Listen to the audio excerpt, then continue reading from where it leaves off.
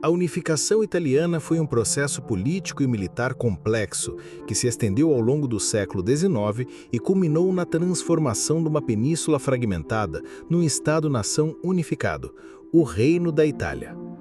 Durante séculos, a Península Itálica esteve dividida em diversos reinos, ducados e estados independentes, muitos deles sob influência ou domínio direto de potências estrangeiras como a Áustria, a França e a Espanha. Essa fragmentação remontava à queda do Império Romano e havia sido mantida por interesses dinásticos e estratégicos. A unificação, portanto, não foi apenas uma reorganização territorial, mas a expressão de profundas transformações sociais, culturais e ideológicas que atravessavam a Europa naquele período. Esse processo ocorreu num contexto de intensas transformações políticas e sociais que marcaram a Europa do século XIX. A Revolução Francesa e as guerras napoleônicas haviam plantado as sementes dos ideais liberais e nacionalistas em várias regiões do continente. A ideia de um povo unido por uma mesma língua, história e cultura passou a mobilizar as massas. O romantismo, enquanto movimento cultural, exaltava a identidade nacional e o passado heróico dos povos, inspirando ações concretas. No caso da Itália, o antigo esplendor do Império Romano e do Renascimento servia como referência simbólica para os que sonhavam com uma nação unificada e livre do jugo estrangeiro.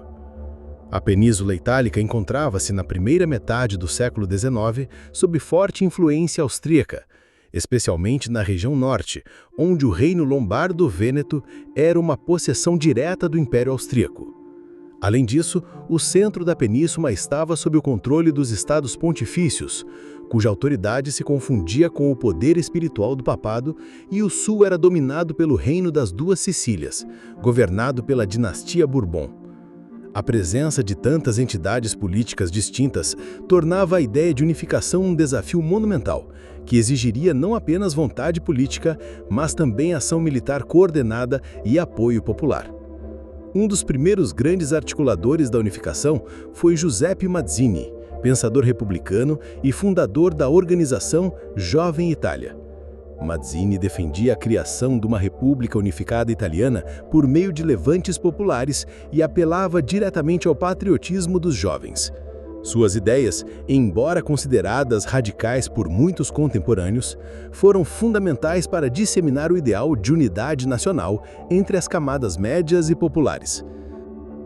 Seu fracasso em instaurar a República, no entanto, revelou as limitações da via exclusivamente revolucionária para alcançar a unificação. Paralelamente às iniciativas republicanas, desenvolveu-se uma estratégia mais pragmática e diplomática, liderada pelo Reino da Sardenha, ou Piemonte-Sardenha, governado por Vittorio Emanuele II e seu primeiro-ministro Camillo Bensoul, o Conde de Cavour. Cavour era um político habilidoso que acreditava na unificação sobre uma monarquia constitucional e buscava apoio das grandes potências europeias para alcançar seus objetivos.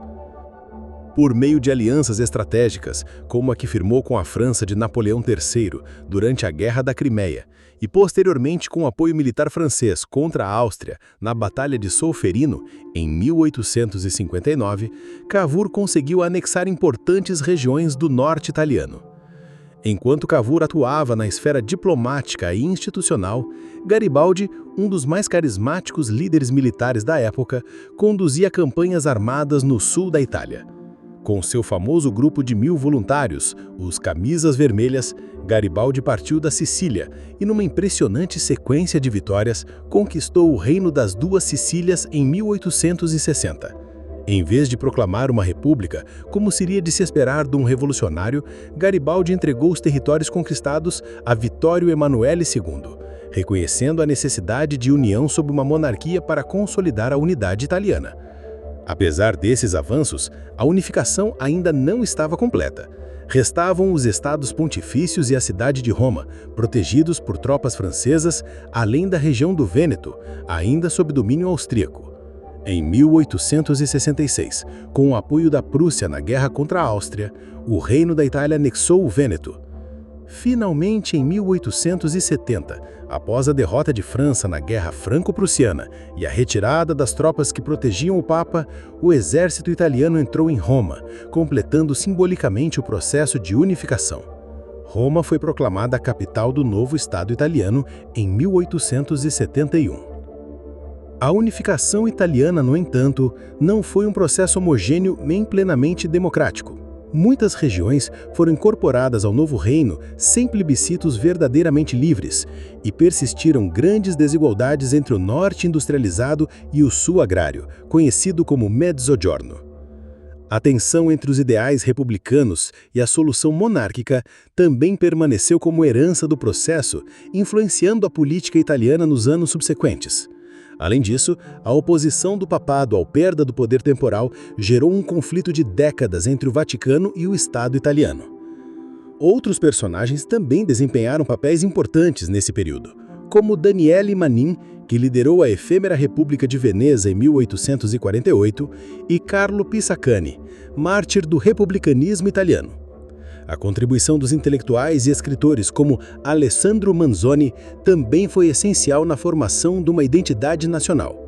A literatura, a imprensa e o teatro serviram como meios de propagação dos ideais patrióticos, construindo o imaginário coletivo em torno da ideia de uma Itália una e livre.